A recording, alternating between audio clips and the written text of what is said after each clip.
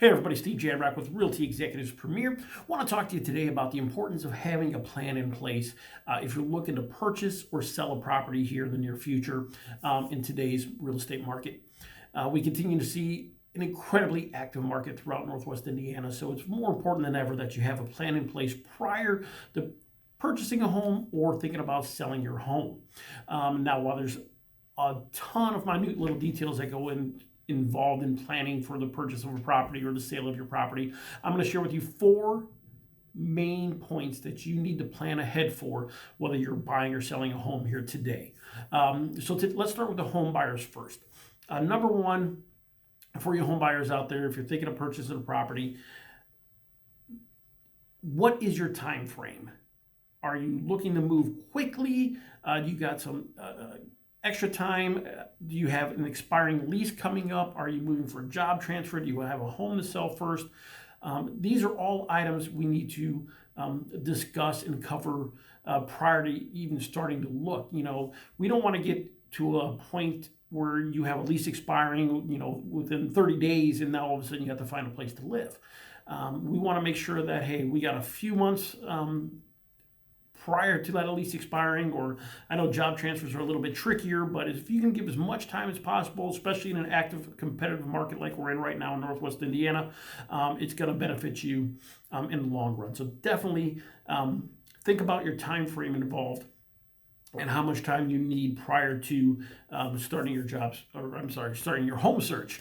Number 2, very important to budget for your purchase. And this includes having your pre-approval in place. You're definitely going to want to get that pre-approval with as active as this market is right now. It will also let you know how much home you can afford. Now, with that being said, you're going to want to make sure that you budget for your comfort zone. So, for example, if you're pre-approved for up to $300,000, but your monthly budget and expenses, you feel more comfortable spending around $250,000, that's great. That's where you want to be. That's where you want to stay. And then you do have a little flexibility. Should you find the home of your dreams, you can go up a little bit more if you want to. But plan for, those unforeseen circumstances down the road. You don't want to end up having to overpay for a property, which goes back to knowing your time frame as well. As competitive and active as this market is, that's where people get into a little bit of trouble when we start letting emotions dictate what you want and what you need. And you're on a time constraint, you're in a time crunch, you got to get into a place, next thing you know, you're overpaying for a property. So number 3, research and drive by the neighborhoods and communities that you're interested in. As a realtor, I can talk all days about the communities that I love and the neighborhoods I love, and I'll point you in the right direction after talking with you and hearing what's important to you. But again, until you actually set foot into these communities and get a drive around the neighborhoods and get a feel for what you like and what they have to offer, everybody has a difference of opinion.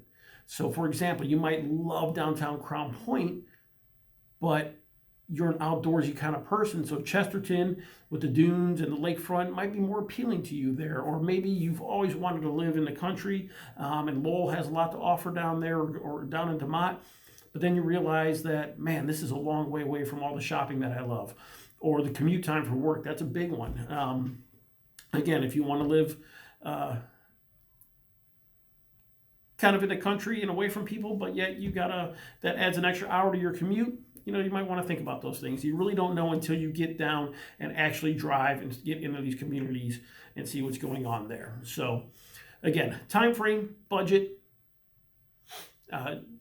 drive through the areas. And number 4, what do you want in a home? Make a list. Put everything on one side that you absolutely would love to have in your dream home, and then make 2 more columns and put from that list, put what you absolutely need, you have to have. And then on the second column, put those items that would be nice to have, but I don't necessarily need to have them. For example, if you have a large family, let's say you have 4 or 5 kids, you're probably going to want 4 bedrooms, maybe a basement. You're going to want a little bit of room. So maybe you always wanted a 4-bedroom house with a basement and a pool and a sunroom. Well, those 4 bedrooms and a basement are probably a little bit more important than the pool and the sunroom. So you might be able to live without those. These are our must-haves or must-wants for those people working at home nowadays. Maybe an office is at the top of your priority, but you always wanted to have that man cave. Well, what's more important here? Do you work from home every day from your office, or is it more important to be able to chill out in your man cave after work? The point of this is you're going to have some concessions to make, so plan ahead for those, what you really absolutely want in a house, what you absolutely need, and those items that you can go ahead and, well, I would love to have that, but it's not really a necessity. So again, the 4 things for planning for a home buyer: time frame, budget, drive through the areas that you're thinking about living in, and know your wants and needs and what you can live without. Now on to the home sellers, because you also need to plan ahead too before you put that house on the market. So again, for the home sellers, time frame. Number 1, time frame. Where are you going to go if you sell your house? Do you have that plan in place? Are you having a home built and, well, I need 30, 60 days prior to selling this house before I go in there? If we brought you an offer within the first couple of days and it's going to, they want to close in 30 days. Are you prepared for that? Are you ready to make that move? So know how much time you need and know where you're going to be going, because if your house sells quickly, you got to be able to make that move. Number 2, be ready to be away from your home for an extended period of time. Plan ahead for that, especially if you have kids or you work all day, you come home, you're preparing for dinner. Well, you might have showings all day. Are you prepared to be gone? What are you going to do with the pets? What are you going to do when Johnny or Emma need to get ready for their baseball and softball game or basketball games? Plan ahead for those events and what you're going to be able to do to work around showings. On that same note, for number 3, are you currently working from home? That's a whole new situation that COVID has sprung upon us, is home buyers working from home. So what are you going to do for showings? Does your job allow you? Can you go step away for a while, or are you going to be situated in one area of the house that you can't show? Are you going to be in the basement? Are you going to step outside while they show and then go back to work there? Think ahead. Think how you can plan around if you are working from home these days. What are your steps to allow for those showings to happen, and how you're going to schedule for those? And number 4, updates and repairs. If I come to your house and we're doing a walkthrough and I say, hey, I really think you need to do X, Y, Z to get top dollar for your house, are you prepared to do those repairs?